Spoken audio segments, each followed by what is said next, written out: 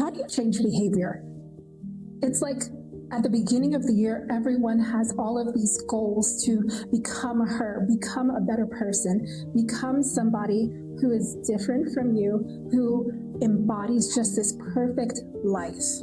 And so I'm here to tell you that you don't need to be anybody else but yourself. But in order to actually change your behavior, if you're serious about it, you need to know that A, you don't lack any motivation, you lack clarity.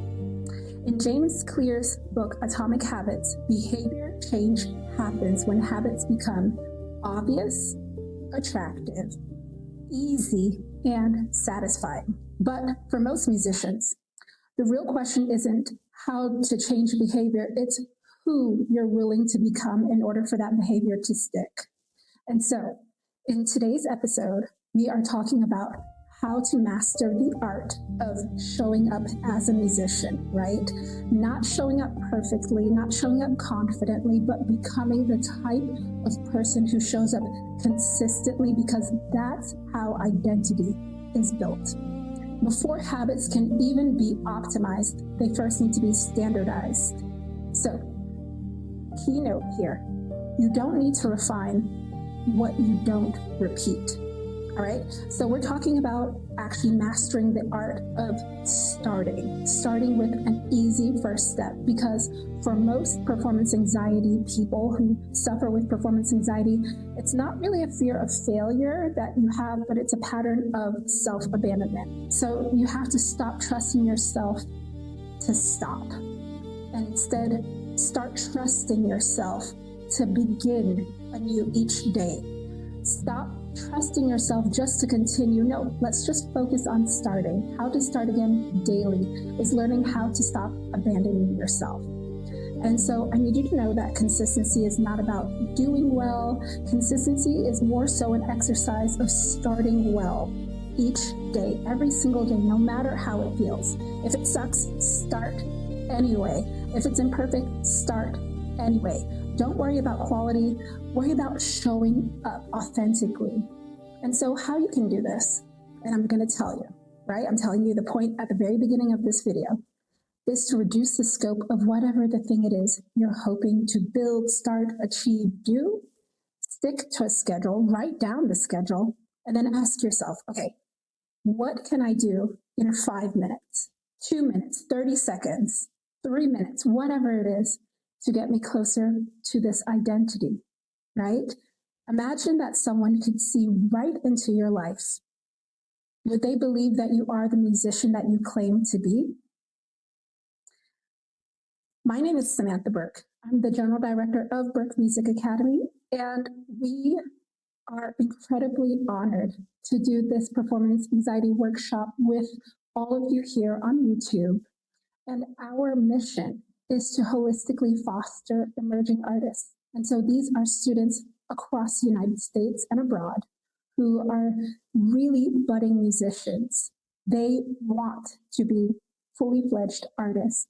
And part of being a fully fledged artist is understanding how your nervous system can hold all of those expectations, how the body holds handling a musical life, a musical career. And so part of that is that we have a number of workshops throughout the year. And we love to start with our performance anxiety workshop, because that's the real opportunity for our incredibly wonderful, talented, perfectionist students to meet some of the world's most incredibly generous, knowledgeable, and candid artists. These are my colleagues and my friends. And so we have a 5-week series podcast that we're doing based on James Clear's Atomic Habits, because our students really aren't afraid to speak or sing or play in front of other people. In fact, they are more afraid to do what we're about to do today. And so that is showing up for themselves in an authentic way, with maybe not a piece that is fully fleshed out, but something that they hold well in their bodies. For our guest speakers, our guest lecturers, who are some of the world's incredible musicians, most incredible musicians and pedagogues. And so I challenge you to join us each week during this 5-week series to follow the first 3 chapters of Atomic Habits, which is available to read for free on our BMA Burke Music Academy.com website under Performance Anxiety. And we're going deep with the first 3 chapters. And so we have created a system where courage becomes habit and then identity follows. And today I am so honored, incredibly honored to welcome an artist who understands identity, excellence, and longevity. And so please do a huge welcome to my friend, the incomparable Marshall V. Mabry IV. Marshall, I am so excited to see you. How are you? Hey, Samantha. I'm living the dream. I'm happy to be joining you and to talk about this book. Um, I'm excited to get into all things James Clear and all things Atomic Habits.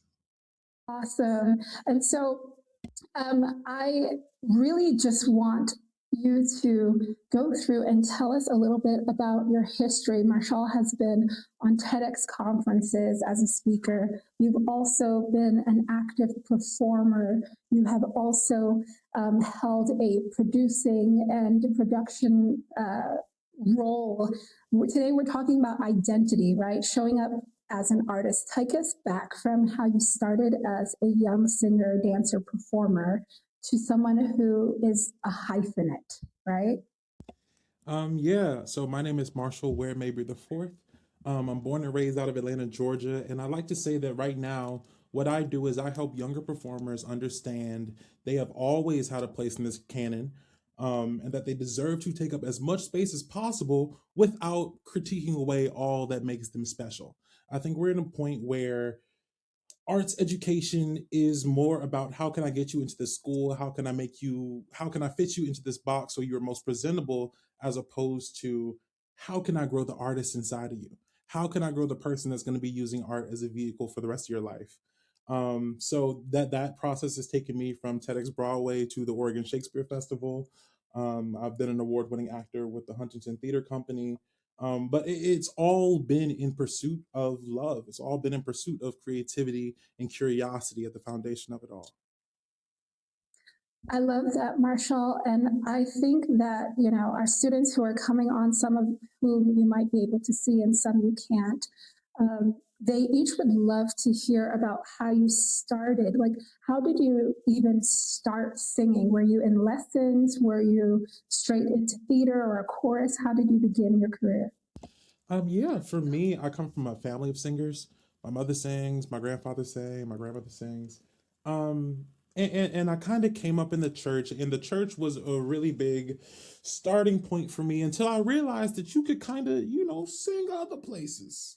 And they'll clap just as loud. And maybe instead of his eyes on the sparrow, you're giving them summertime from Porgy and Bess. Yes. It kind of opened up my world. I really started my kind of foundational training in singing with the Grammy Award winning group Arrested Development. Shout out to Speech Thomas. Speech was one of the people that Speech and Byron Wright were really two of the people that really kind of guided me along to what does it mean to be a performer? What does it mean to be, it's one thing for the notes to sound pretty. It's great. We all want to sound pretty, but pretty notes don't change lives. So how can we be storytellers? How can we really use these, how can we take these old words, I mean pulling from hymns and arias, and really trying to find a way to represent ourselves today inside of that work. It is kind of all that they drilled into me then, and it's now all I'm obsessed with now. Absolutely. I think what you said is so poignant into exactly our mission at BMA, that you have to pull from every single direction to inform your artistry, right? To create your own brand, your own sense of identity. And has there ever been a moment or time, because you sing so much. You're most known, I think, for a lot of musical theater, but has there ever been a moment when you felt you were trying to branch out and try different things, but you felt boxed in?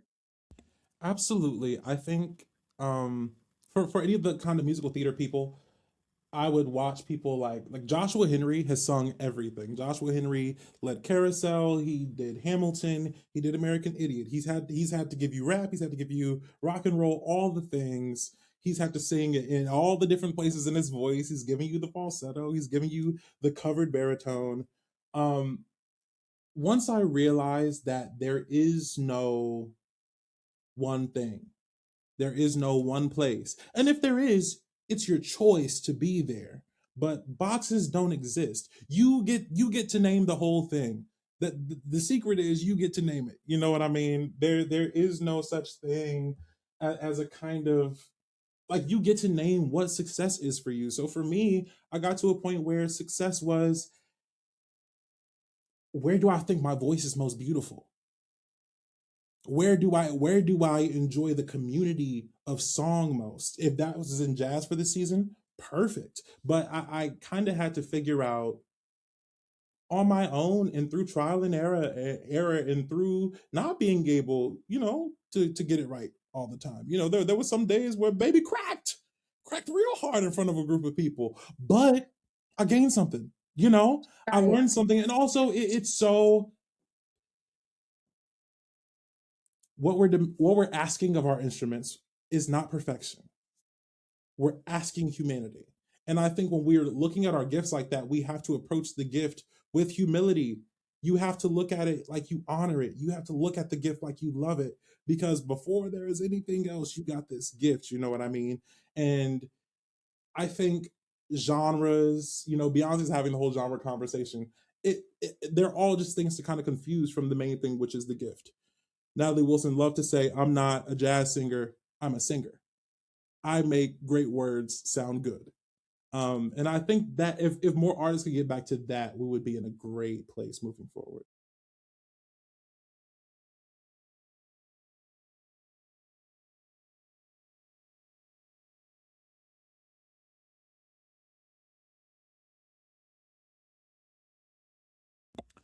Um, there's a book called The Inner Game of Tennis that I think really applied to performing in a way that I didn't expect it to.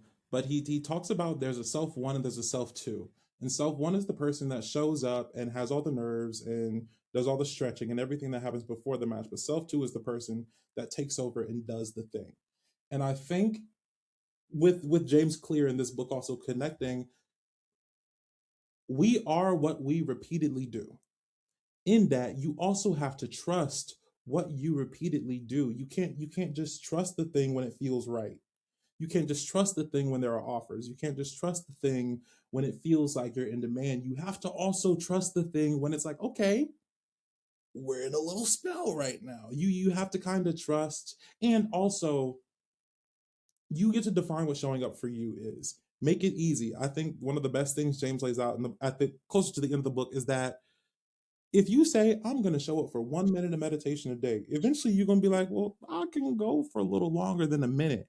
And as long as you have that urge to want to do it, follow it. But the second we start going, oh, I got to go to the gym. Oh, I have to practice this today. Or I don't want to do this aria, but I have to learn this Italian for it.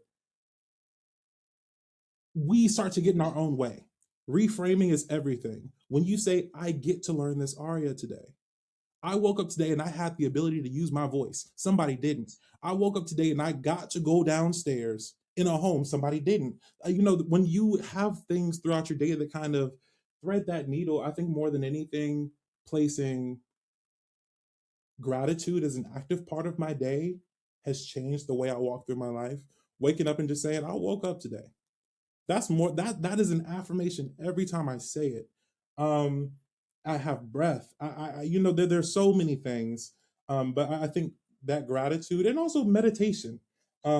Starting small and like James says in the book, every kind of distraction or thought away is just an offering to come back to the meditation. Those two things have kind of shifted the way I was able to, slow down my nervous system and look at this world that I was attempting to interact with. Absolutely. I just feel like you totally get it, Marshall. It's about gratitude. It's about showing up for oneself in an authentic and human and messy kind of way. Every single day is not going to look the same, but instead of thinking about it as something I have to do, I have to practice, I have to go to rehearsal, I have to X, Y, and Z. More so like, I am a musician, and this is what a musician does. This is my identity. And James even says it in his book a little farther along, that it becomes like a thing that you want to possess, that you're pushing and you're fighting and clawing onto, show up as this person every single day, because you have this deep identity as a musician, as an artist. And so it's nothing that feels like a have to do. I don't have to show up, as a person who's begrudgingly singing. I get to show up to the practice room with new information from my lesson, try it out, record myself to actually see what is sticking and what's not. And then I get the opportunity to share that, as all of our students do at BMA, via Google Classroom, via YouTube or Instagram. I get to share this process of becoming and being an artist with others. And so with that, I am so excited to introduce one of our incredible artists, one of our young emerging artists, Edyn. Edyn, say hello. Hi. Hi, Edyn. Would you like to share anything about yourself before we start, or feel free to, just start? Hi, I'm Edyn. I've been in choir since second grade, and I recently joined BMA, I think earlier, mid to the year last year. Yeah, singing's like a huge part of my identity, and it's just like a thing I love a lot. I do theater at my school. That's kind of it. Awesome. Well, we're all here. We're all enjoying this incredible space. We had a little time to speak, and so we're just going to allow you to take some time and take some space to share anything with us that you would like to say. Okay.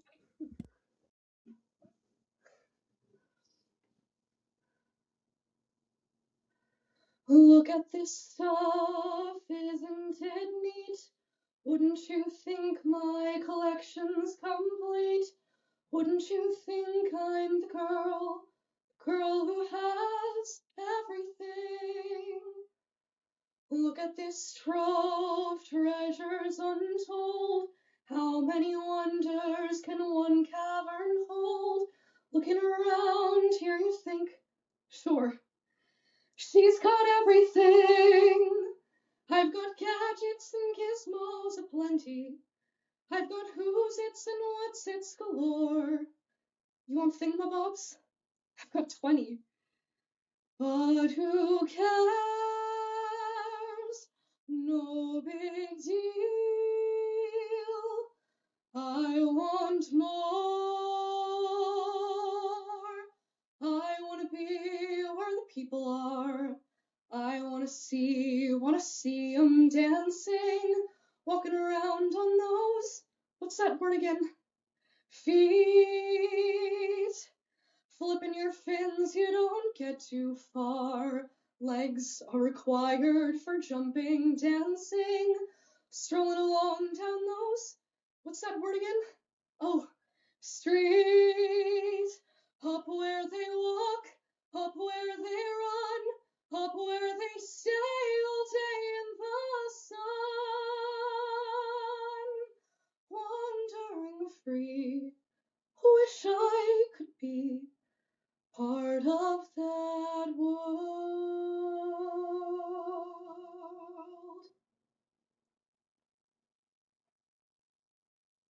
Beautiful, Edyn.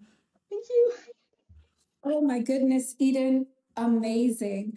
And so now, just how did that physically show up in your body? How did that feel for you? I vibrated a little bit. I tend to shake, especially when I'm doing like solo performances, just because it's not something I'm like super used to. Overall, once I kind of like got in the zone, I was kind of able to just like zone out and kind of concentrate on that and only that. And then after that, it felt a lot better. And I was able to like zen. Awesome. Well, I feel like, Edyn, what I get to experience with you as your teacher is that you're someone who I think, although you have a task in front of you and you may be nervous to do something, you're so generous and brave and brave to do exactly the thing that you have to do in that moment. And with shakes and with, how the nervous system and how the body shows up with energy is different from everybody, from person to person. But I think you sounded beautiful. And so, I'm going to allow you and Marshall to kind of have a little back and forth because I feel like I know you a little bit, so it may not be as fair for me to, chime in, but feel free to ask any questions, or Marshall, if there's advice that you might have for her that is technical advice, you have my say so. You go right in. Yeah. Eden, I have a question. What do you those kind of like pre-performance things, do you have a name for them? Do you kind of like name what that kind of shaky or what the feeling is beforehand? I just kind of name that as like my anxiety, just representing itself through that. Yeah. Um, so I'm the same way. I had an audition this week that I've been preparing for a couple weeks, and I was freaking out. I mean, it was bad, real bad, real bad. And also, this is another opportunity to go back to the book. Another thing that James really lays out is ritual and routine. I live by ritual and routine. I've gotten to spend really 3 years playing Hamlet. And when people are showing up to the theater expecting you to cry, that's a lot. Ritual and routine kind of helped me get out of my own way with that. But when I kind of start to get the like little shaky, little bubbly, I get a lot of like my stomach's rumbling right before, and I can't really like sit still. I had a teacher who offered a meditation where one, we get to name that as excitement. In our brain, excitement and nervousness label them, they show up the same way in our brains as they light up. So literally, we're experiencing the same cycles of emotions, of feelings, of chemicals being put into our brains, but we choose how we frame how we're going to go about, going for this task. So for me, I go, okay, that's my excitement. I'm excited for this opportunity, and for me, it's always a like the way I go about visualizing it is kind of watching my stomach fill up with this like golden, glittery, hot energy, and I just feel it bubble. And I just let it bubble, and eventually through the meditation, you kind of let that energy take over the entire body. And then you really, I mean, it's kind of about letting all that energy inside out, is literally leaving the room brighter than you found it. You know what I mean? We as humans cannot see over 99% of the light scale. There are other things happening to us that we have no idea about. So your energy really is affecting the spaces that you're choosing to contribute to. I have a question about this song. Is there one? I'm an Alan Menken diehard fan, so I love that we're getting into Ariel today. Is there any line in here that feels like it could be taken directly from your journal? Oh, that's not something I've thought about. I'm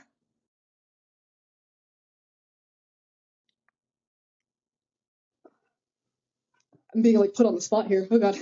That's fine. That's good. Take your time. There is no pressure. This is kind of what sets people apart when it comes to these songs that everyone knows. You know what I mean? You came out the womb and you knew "Be Our Guest," "Part of Our World," and "Friend Like Me." Like those are just things that happen. Yes. Um, but I'm interested in, for you, what are like what is that when you go into your kitchen? Is it just like, Mom, why do we have 5 things of salt? Like thingamabobs, I got 20. Like what is the real thing that you're just like, why we have so many of these things and I'm just in pursuit of more? What is that for you? And it doesn't have to be your actual thing, but just something kind of around that. Um, well, I am a person who has lots of stuff, and it tends to manifest itself as a very dirty room. And my mom will be like, "Hey, clean up your stuff." And I Yes. guess you could take that as me having 20 thingamabobs over 20.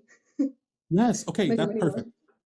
That's kind of what I'm getting at. So when we get these kind of shorter pieces of of material, about 32 bars. The big thing is you can't play the whole song in 32 bars, but you could play just enough. You can give them just enough to let them know you serious about this and they need you in that room. And I'm interested in the turn of um oh, I forget what the line is. Stay all day in the sun, wandering free. Wish I could be. I'm interested in that turn, um, arc wise for you. I'm interested in texture wise because you sing the song beautifully, and because you sing it beautifully, we can kind of get to what the song is about.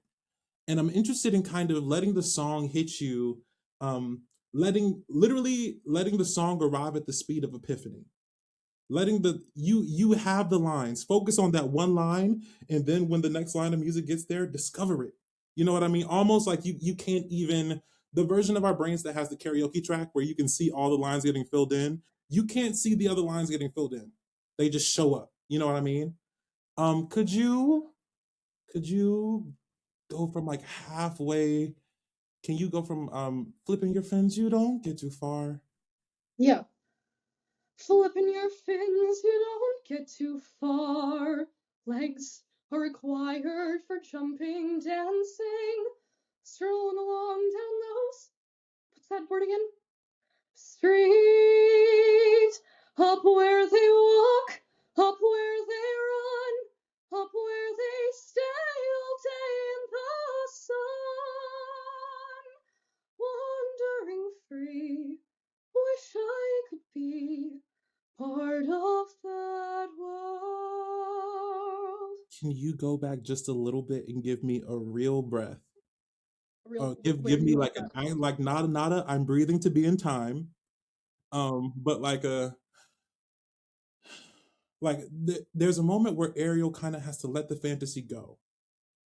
You know, this is all of. I mean, like she's literally looking for the word street. Like, oh my God, if I could go inside the Milky Way and I could tap dance on a couple stars, like she's trying to find the words for this world that is just so foreign to her.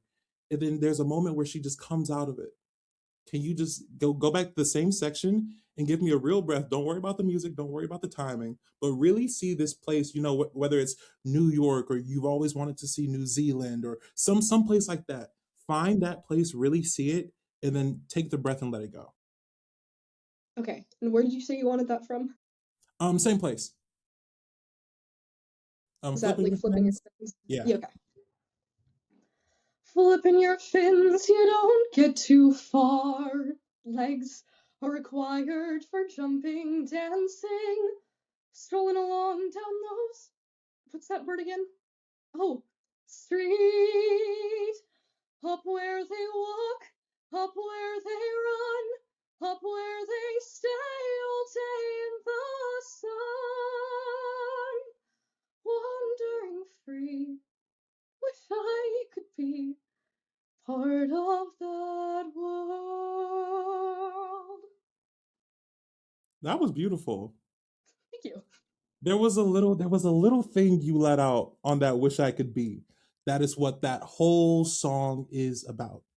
That just I wish I could be a part of that world. You had no clue you were doing it.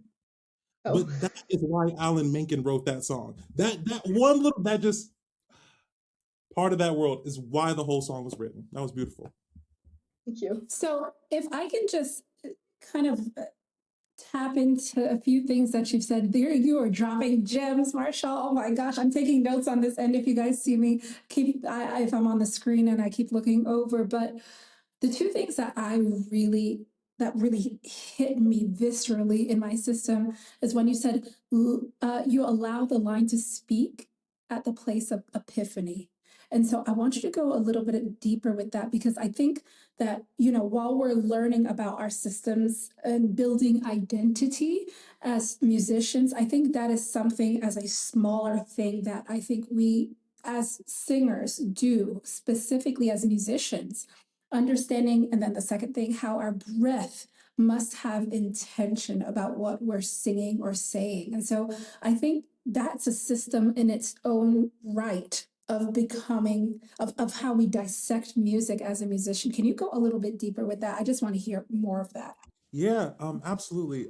Okay, I'm gonna start at breath because breath is one of my favorite things in this world because when we listen to music, we're hearing our singers breathe, but we're not clocking it.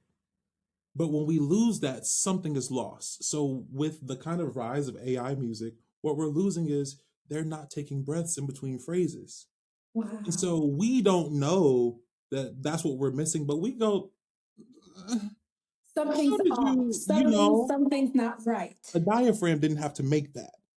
So Exactly. we're a little confused. And I think breath is everything. I love an imperfect singer. I love a Ray Charles.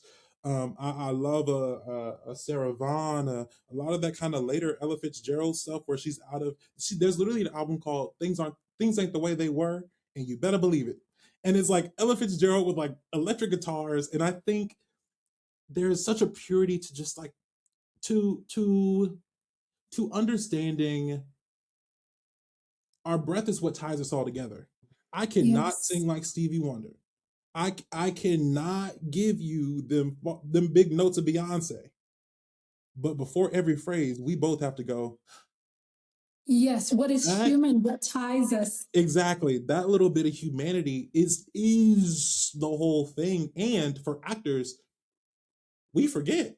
So you had no idea you were going, wish I could be. But for us, that one breath is the whole story. It's the whole, and also just in terms of like, I won't get too woo woo. I won't get too woo woo.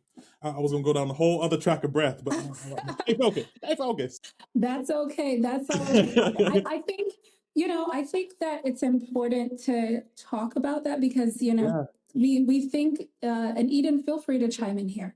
We talk a little bit about how, you know, breath is a technical thing, a technical device, a means to an end. Hmm. But I think here you're talking about humanity. And so breath work being something to not only work, to connect to what we Hmm. need to do, what, I think of as cold tap technical things, but more so as hot tap, right? The human aspect, the musicianship in that, it's a requirement even still. And I agree with Marshall, Eden, that those moments that you take time to really breathe in, it's not only a technical thing, but it's a human thing, a thing to connect. And in a breath, something that you did not sing, something that you did not say, but in how you released it or how you took it in, it told your entire story. Yeah. It told,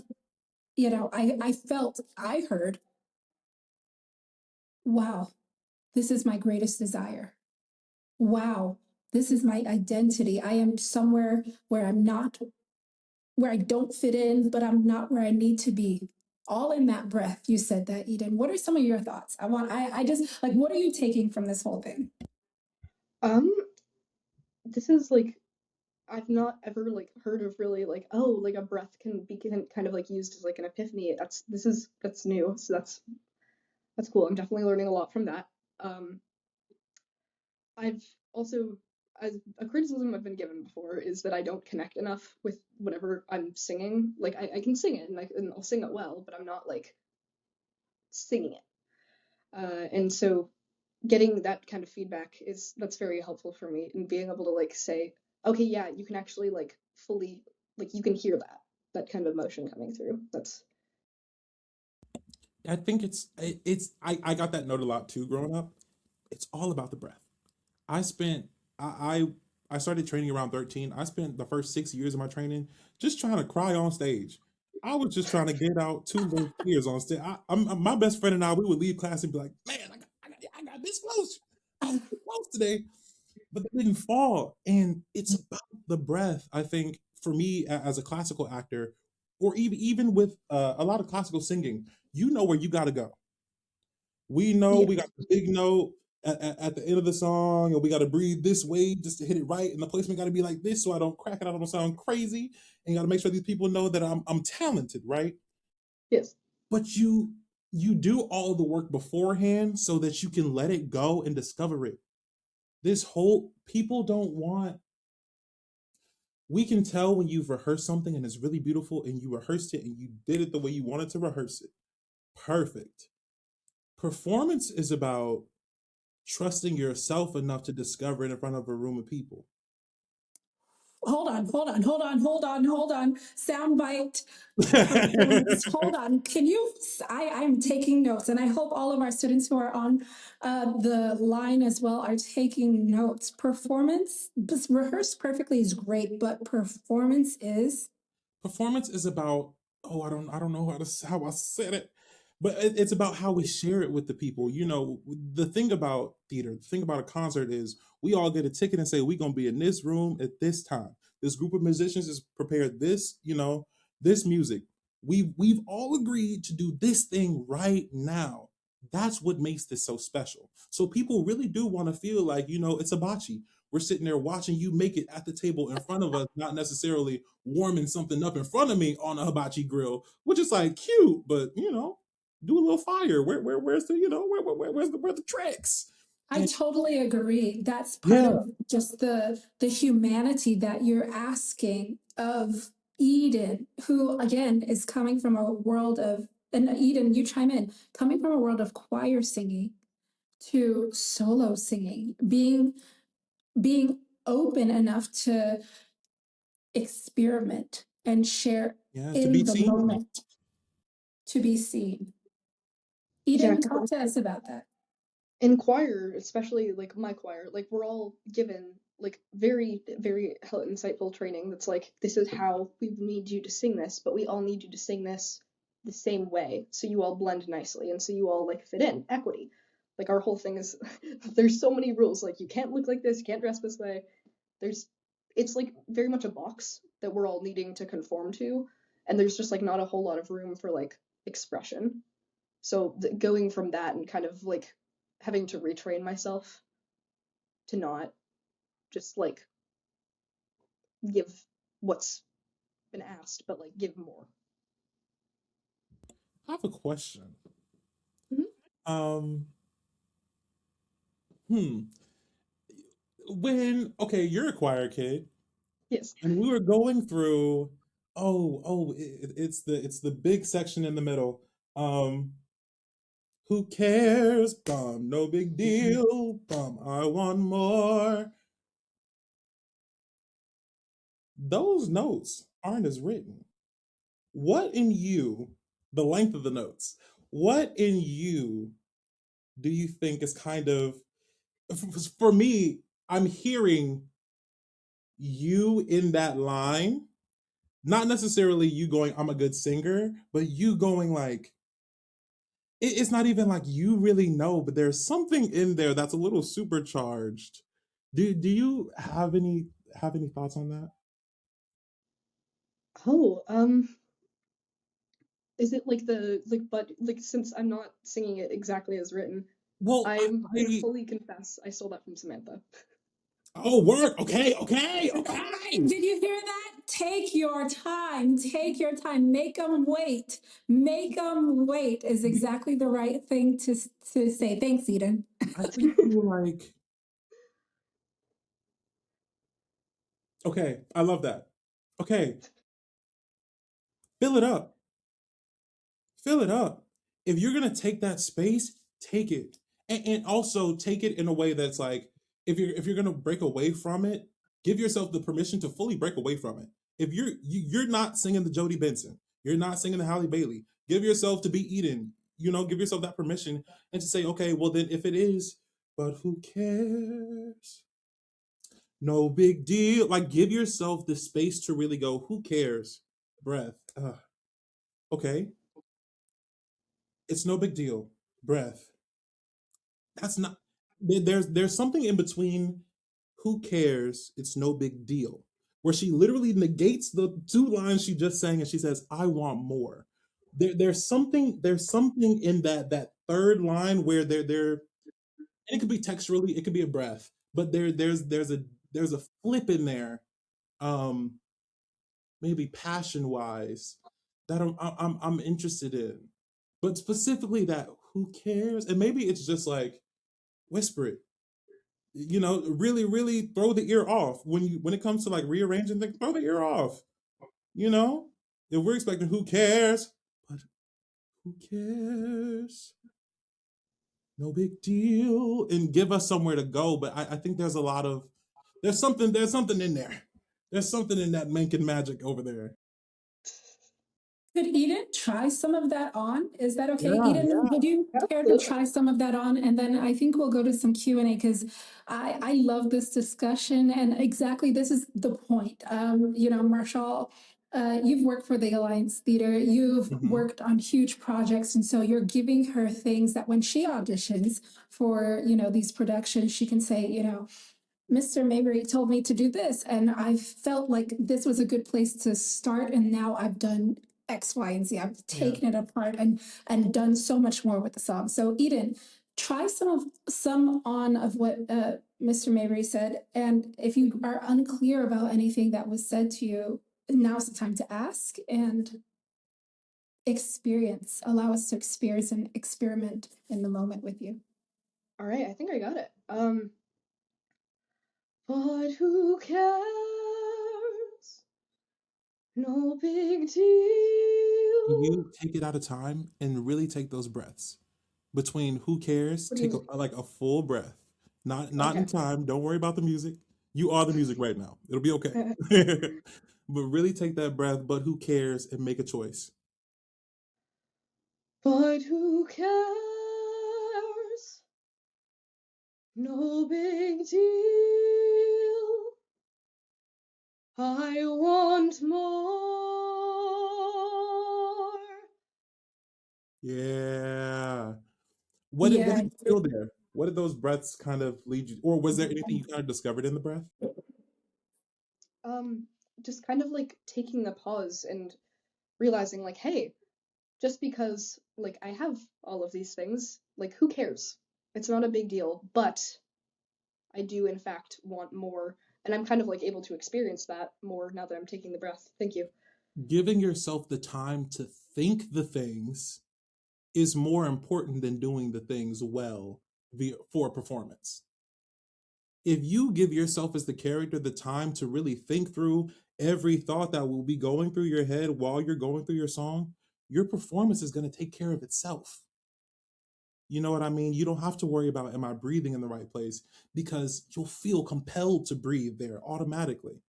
That was beautiful. What do you think about having that kind of agency to take the time to actually think and be present? Because in your daily life, I know you in your lessons are so present and so kind to yourself, which is important to me as your teacher. It allows us to work really, really systematically and in an honest way that doesn't feel rushed. But sometimes when you get into performance, you let that go. What does it feel like to actually, in the moment, think about what you're doing and experience it? It feels more complete. Like I'm actually like finishing a sentence rather than just kind of giving the cliff notes. Absolutely, kiddo. Absolutely. It feels more complete. Marshall, go into that. I love your face in that moment. You like what looking up like Yeah, that was good. Finishing the sentence as opposed to giving the cliff notes. Because I mean, we all know what that thing is like where you're in your room and you practice the thing and you spend weeks on it and you go, I want it to be this way. I want it to be this way. And you get it right where you want it, but you realize you're not leaving any room for, I mean, even when we're watching cellists prepare, they're going, you're not breathing. We're watching, there's a video of one of my favorite John Batiste videos. He's working with one of his old teachers and he goes, you're not breathing. This man has Oscars. This man has Grammys falling out the closet. And he said, you're not breathing. Step number one is breathe.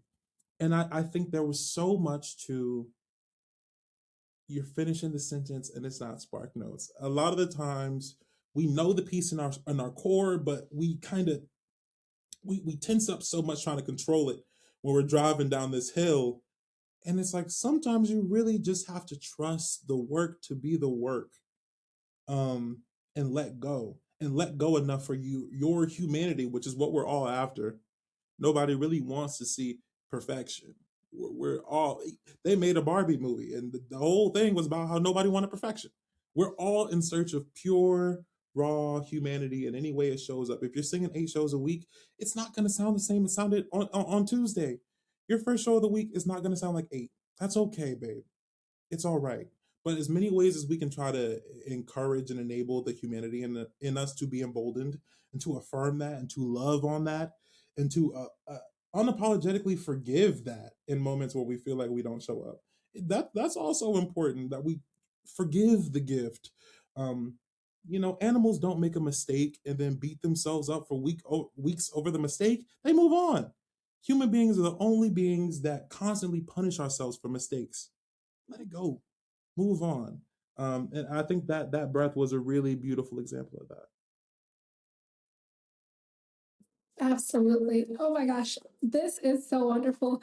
I am having the best time with you guys, and I am sure a lot of our students want to I want to open the floor to them to be able to ask some poignant questions to the both of you.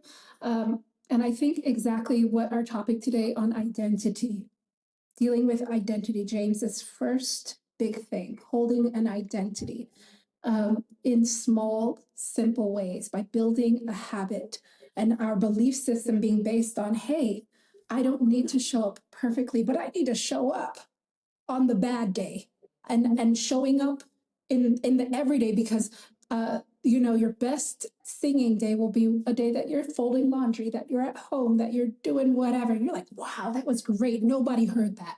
And so allowing yourself to show up in every single aspect, whether it be your lesson, that's an identity. You're practicing that, showing up for yourself every single day so that it's easy to say, here I am, full-fledged Edyn, Miss Samantha, Mr. Marshall, fill in the blank. This is what I've prepared, but will you experience this with me? And so instead of asking, like, what do I want to achieve? Say maybe, what do I want to embody in this moment? What do I want to present as an opportunity to be shared? Yeah. Have you got any other questions before I open up the floor to everybody else to turn on their cameras and we just talk for a little bit? No. All right. So I'm gonna just open the floor up to anyone who would like to ask a question to myself, Edyn, Mr. Mabry, in our last couple of minutes together. Anyone have a question? Feel free to unmute, turn on your video. Hi everyone, I'm Ree.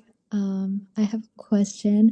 I'm sorry, I'm not supposed to be doing this right now because I'm at work, so I'm just gonna stay off camera, but I really didn't want to miss the workshop, so I logged on. But yeah, Edyn, you sounded so wonderful, and Marshall, thank you so much for all of your beautiful words of wisdom and inspiration.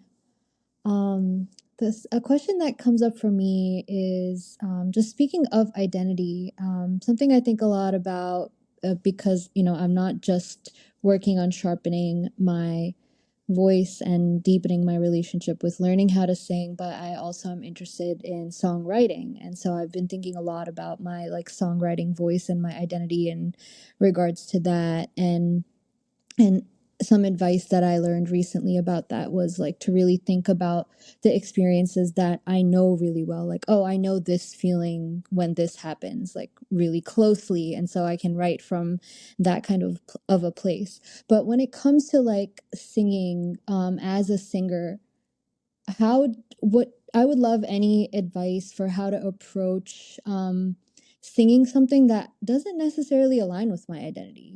Maybe sure I can find a point that's an anchor, but singing something that's I haven't really had this experience. I don't know what this feels like. I can try to tap into my inner empathy or experiences, or maybe watch a movie that has something that is related in terms of the storytelling of the song. But what happened, yeah, I would just love any advice on how to approach that kind of a challenge as a singer.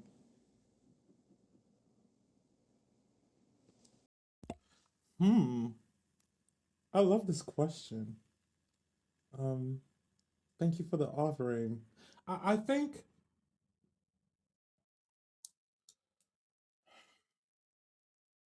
it's interesting for me.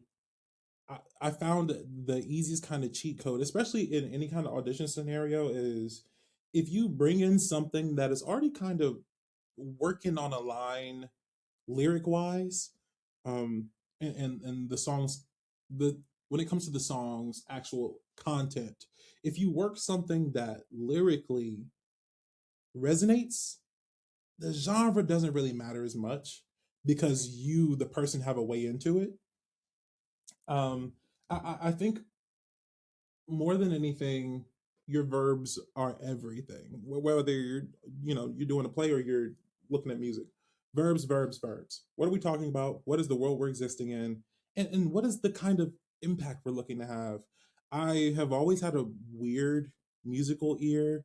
I bounce around from like death metal to pure 1930s big band swing, and I love everything in the middle. And as long as you have that thing where you're like, ooh, I Shazam stuff all the time, and I'm like, this is weird, but I love it. As long as you have that thing, you're supposed like keep following that thing. That thing is the gift. You know what I mean? Um, even if it looks like a piece that you shouldn't have a connection to, but you kind of feel it, like discover it. Kind of keep scratching at it, keep digging at it, keep trying to excavate whatever that thing is that attracts you to it. Because if you're attracted to it, obviously something in your artistry wants to be in communion with it. You know what I mean?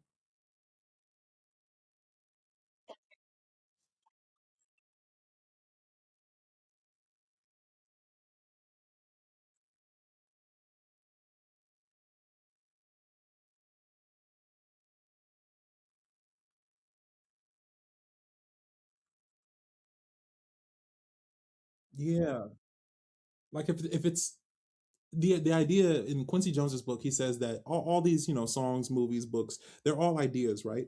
And they come to us and they visit us, but if we're not listening, they will find the next person, and that person will, whoever will make this idea made manifest in reality is who the idea is going to find. So if you get that thing where you're like, "Oh, I, I feel like you talking to me, but I don't know if I should go for it."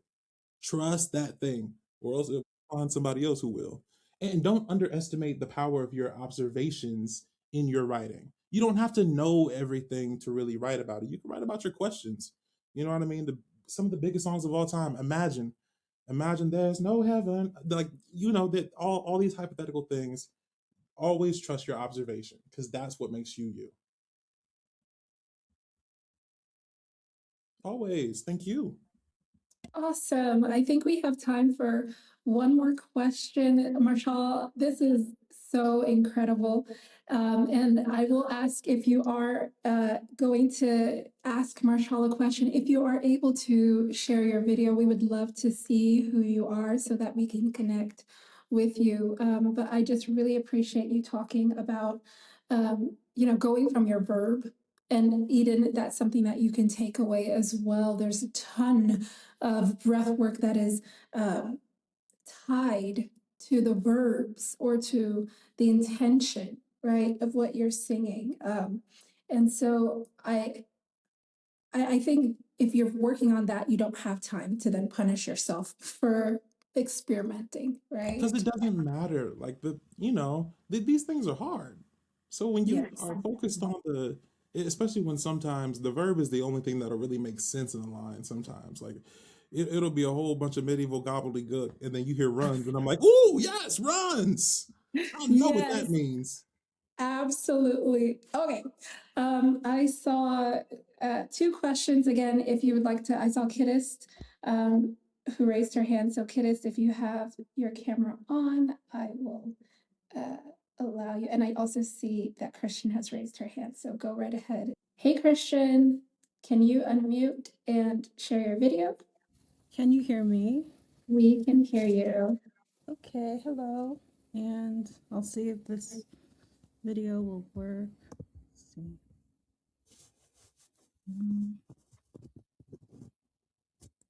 Yeah, there you are. Hello. I'm wearing a hat right now, but yeah. Um, I was a bit like later on in arriving here, so I really look forward to hearing you, Edyn, um, after the recording has finished for this, as well as hearing everything you said, Marshall.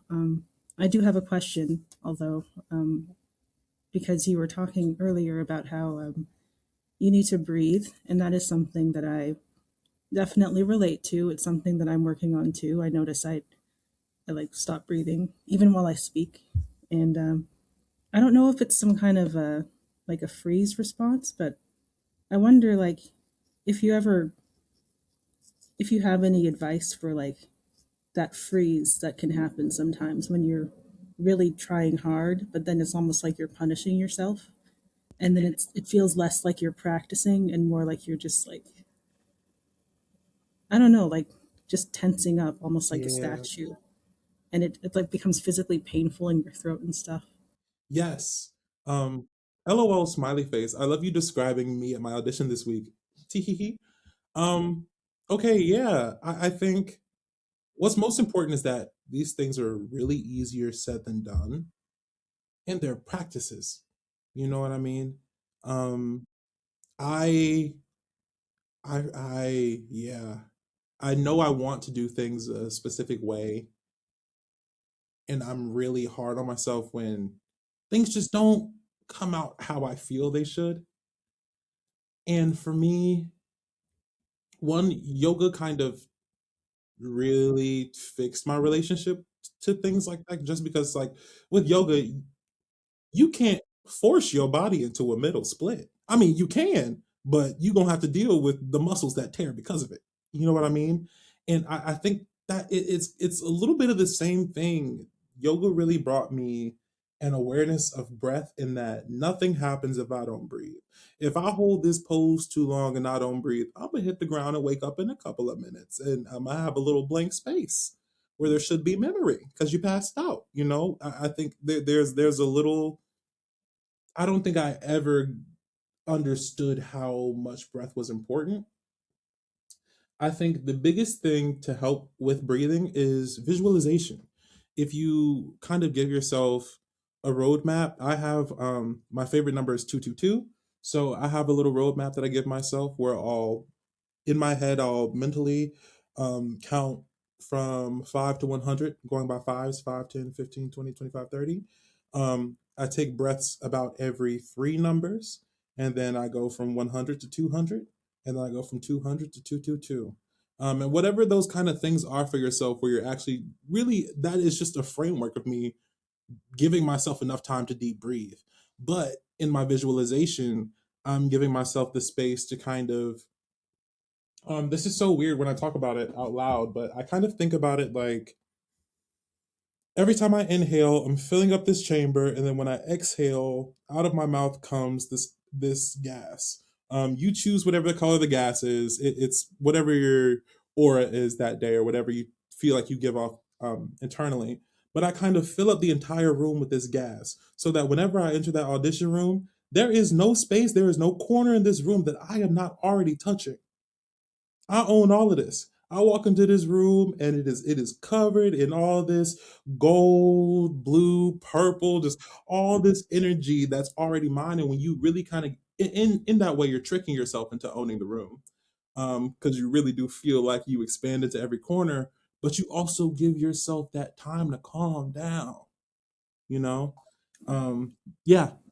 Yeah, I'm actually glad you said that because that's something that I am really struggling with when I'm starting a song Hmm. or just when I start a phrase in general, when there's just like silence in between phrases, is that it's like I wait for the music to tell me to start instead of Ooh, embodying it.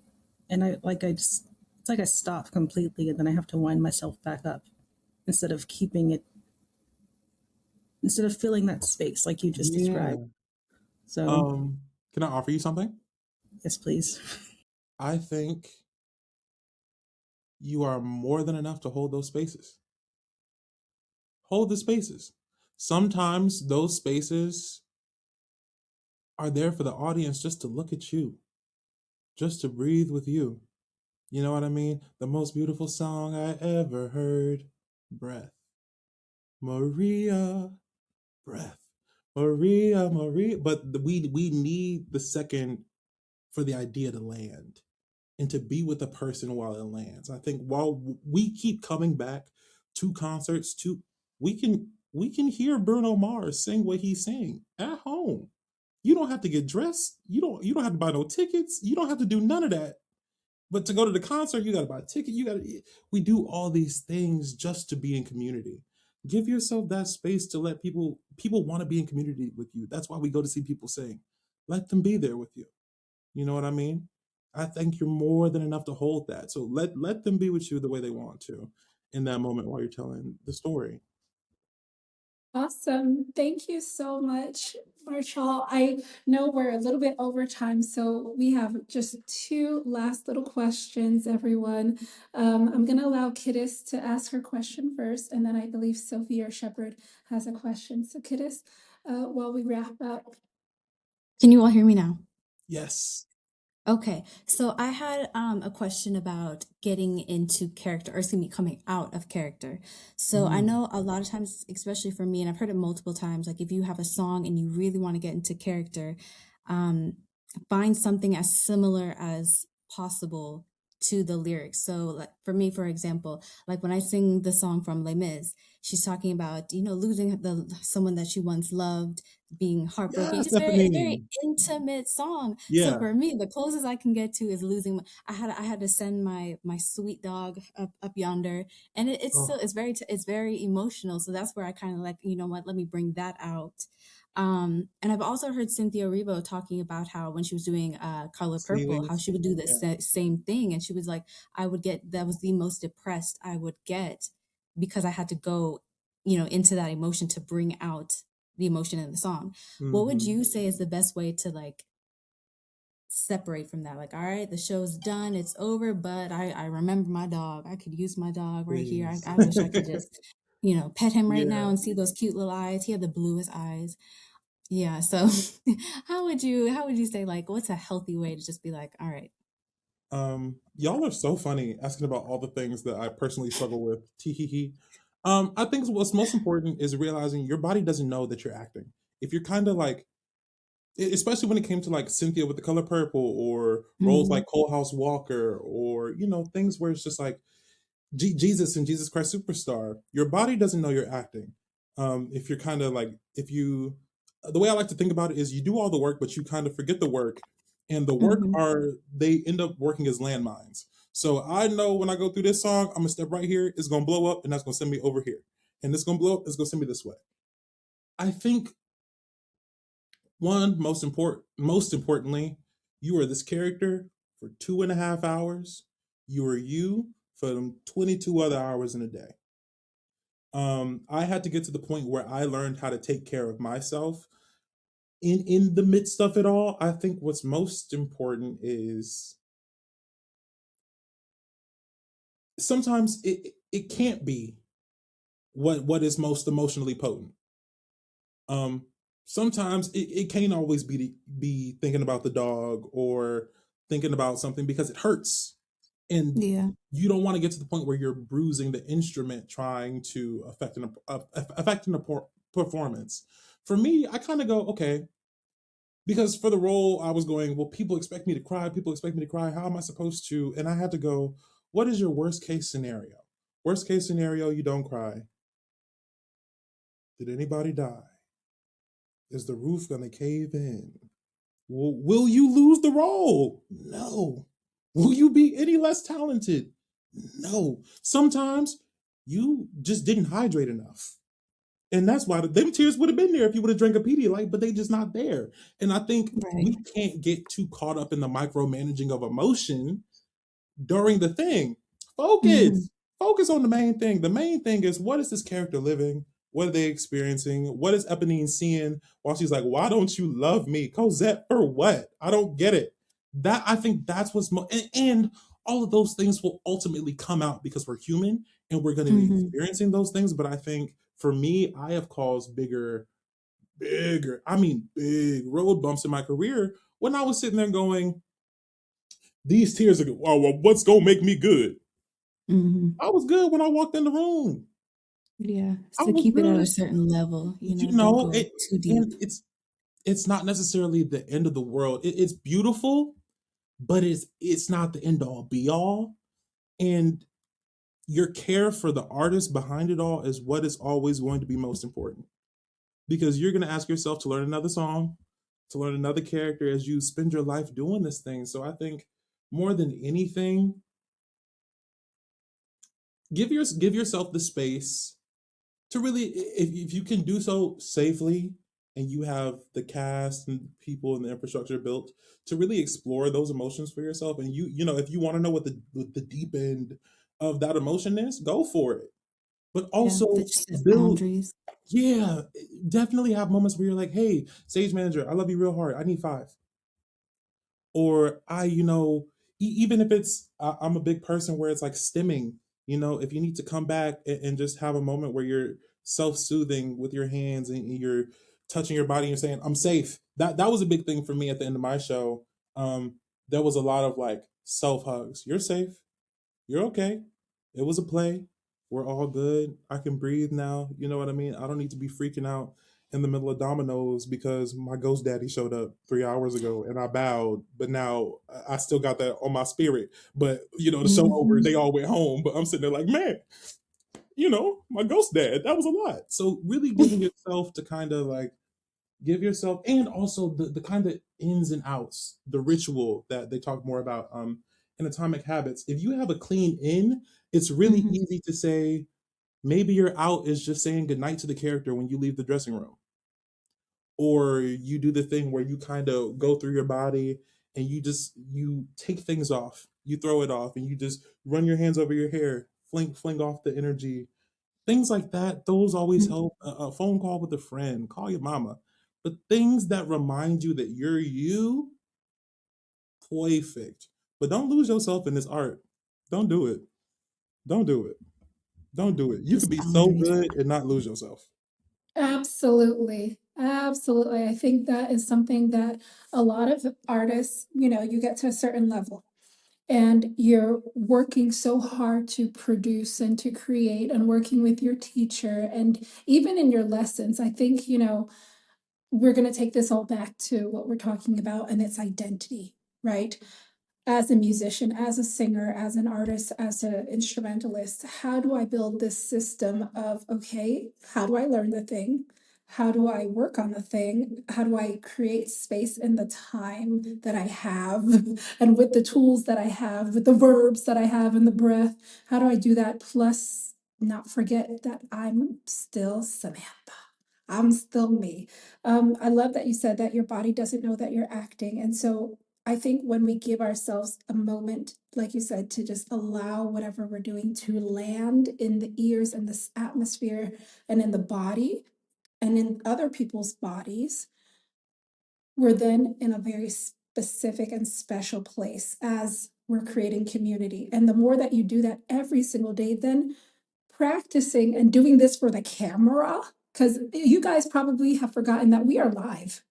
You've probably forgotten that we are live. We are on YouTube for other people to build community with us. And so the more that you do this as uh, this act of trying things on, of play, like how I call it, play, experimenting, and then clean in, clean out as a ritual, and then allow other people to see you do that, it becomes like a second nature for you.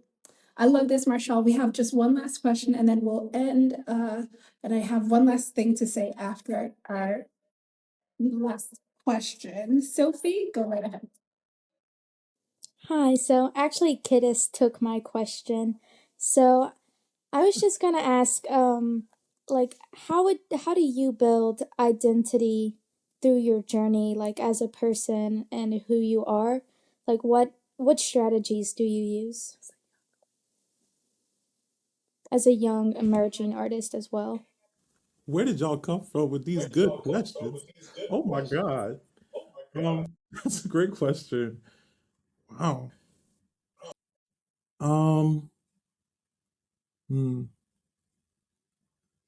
We are what we repeatedly do.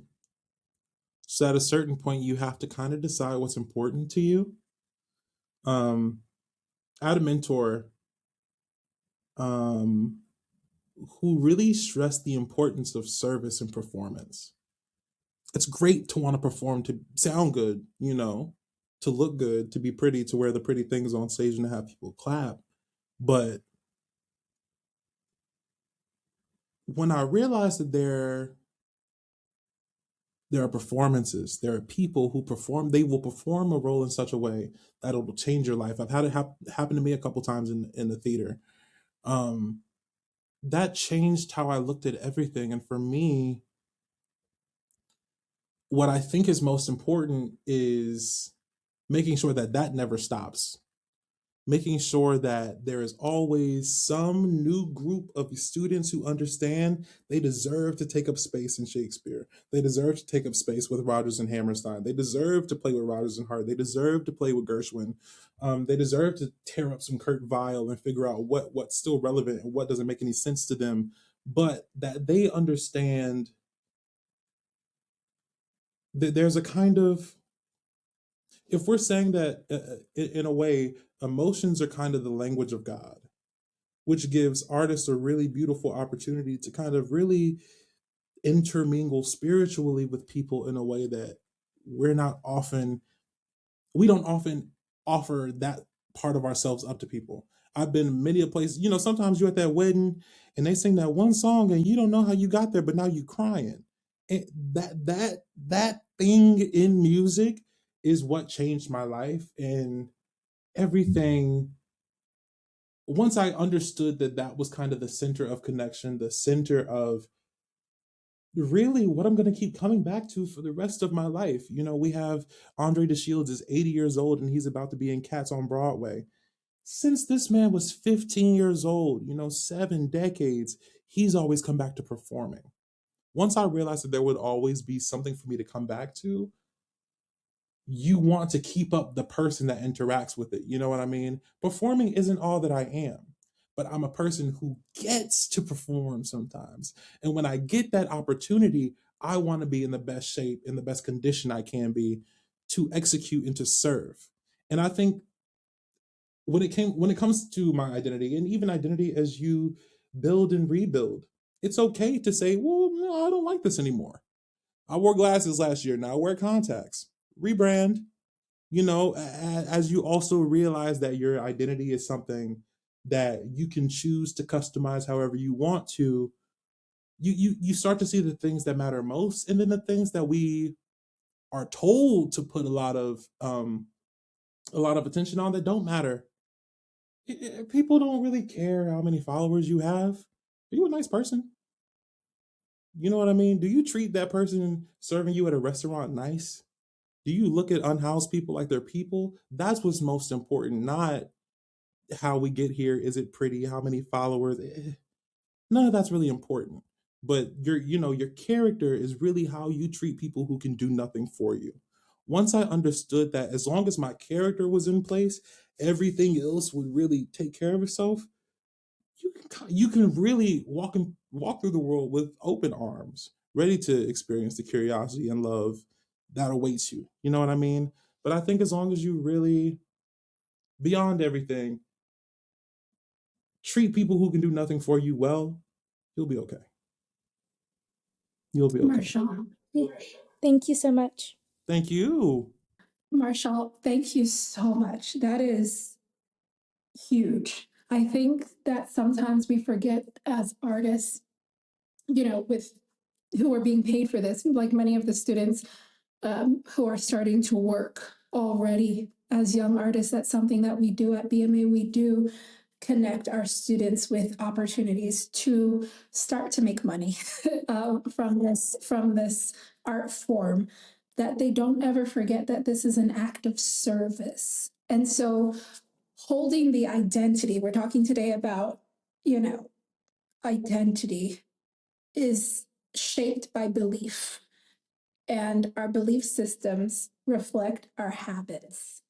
And so what you just said is so poignant, for them to keep in the mind's eye that, if you're constantly remembering that you are in service to the art form, you'll practice because you want to be ready to serve others, to change somebody's life with what they hear or see coming out from you. You want to practice in the moment that you're making space to try on new techniques and try on new roles and step outside of, whether it be musical theater, you've been hired to do a church job, a church gig, and you have to do a solo, and you're nervous about the high note. It doesn't matter about the high note as much as the entire performance. What you're there to do is an act of service. And so I think that building identity for all of us starts with understanding what's our big so what, right? Not getting to a goal, not saying, I want to be a Schuler winner or a Grammy Award winning so and so. I think you are that. And those things come to you when you've really allowed space to serve. And I really love that you said that. Oh gosh, I wish we had so much more time, but I want us all just to, say a quick thank you to you, Marshall, my friend, my colleague. I honor you. I respect you. I appreciate you coming into this space, and I appreciate all of you guys who were able to join us today for this opportunity to learn and ask some pretty poignant questions and have a very candid discussion. Edyn, thank you so much for sharing your beautiful voice. Yeah, Edyn. And and I'm so excited about next week. We'll be doing this for 5 weeks. This is the first episode of the next, and we have 4 more episodes with this, where we're going deep with James Clear's Atomic Habits.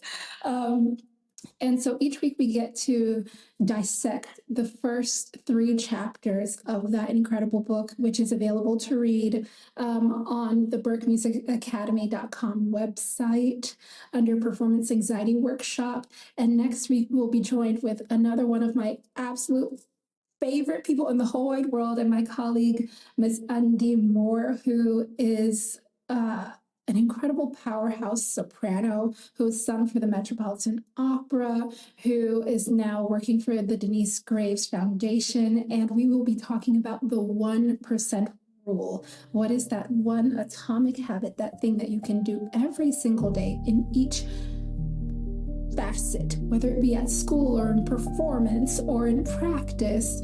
What's that one thing that you can keep getting better at, right? And really defining that. And so I look forward to sharing that space with you this coming Sunday at 3 p.m. right here on YouTube. And remember to stay open mentally, stay open in your voice, stay open in your heart with your intentions, and stay open with your hands, not only to receive, but also to give. And I'll see you guys next time in the next episode. Bye. See ya.